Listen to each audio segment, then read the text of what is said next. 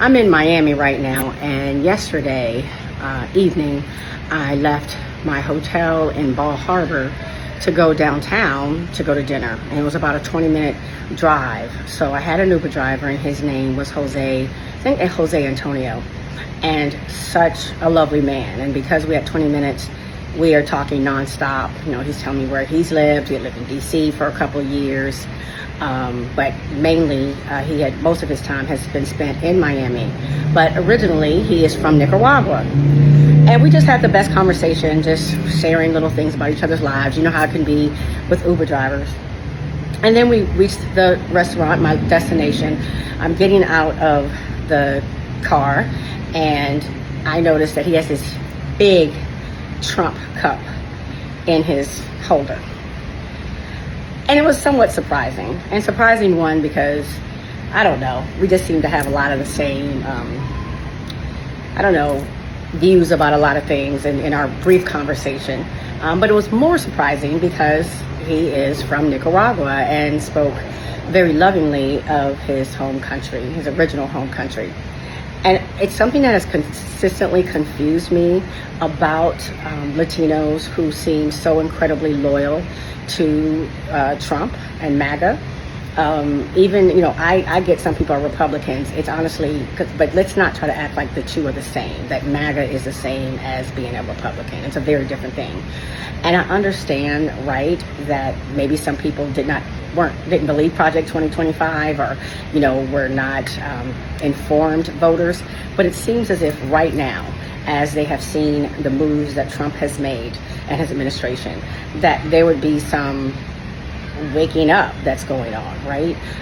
You know, just yesterday it was announced that 580 immigrants that were seen as having legal status from Haiti, Nicaragua, Cuba, and Venezuela no longer have the status and are being asked to get out of this country.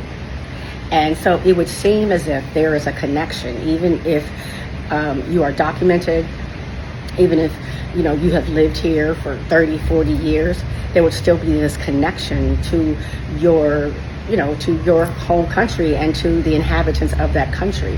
It seems as if you would take these moves personally. I know anything that happens to people from the African diaspora, I certainly feel an absolute connection to that, and I feel like my life is directly attached to theirs. And so this disassociation has really befuddled me since this administration has been in play, because the more that we see things happen, it's very clear to me that people should be seeing this is about race, because we see certain immigrants, documented or undocumented, being attacked and focused on, and some not. And, you know, it's something that I've always tried to express to people about white supremacy and how systemic it is, and how it is not just about Black people, which people seem to get. It is about all people who are not considered a part of the ruling, powerful class, and that is white men, particularly rich, white, Christian men. And so if you're not a part of that group, you are vulnerable. But it seems as if people seem to think that they're safe, that if it's just by voting one way, that means they're part of the club.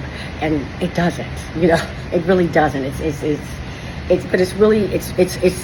something that definitely it has me confused. And, you know, we just have to continue the conversation about what white adjacency does to someone's thought pattern, and how this desperation to be included, to be part of something that you never ever can be a part of.